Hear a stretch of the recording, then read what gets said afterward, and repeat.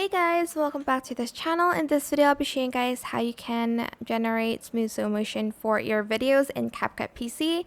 So select your video and you're going to select speed and you're just going to adjust the slow motion, like how slow you want it to be. There's 0.1 till 1x speed is the normal one. So I guess until 0.9x speed. I usually go to the 0.5x speed mark. Enable smooth slow motion here, and if you want it to be super smooth, select optical flow. It will take longer to generate, but it will give you a better quality of slow motion. If you choose the frame blending one, generating is faster, but it is a less good quality. No, it is less good. I don't know how to explain it. Anyways, you're just going to do that, and yeah, this is the final result. I hope this tutorial was helpful for you guys. Don't forget to like, comment, share, and also subscribe to this channel if you haven't done that already.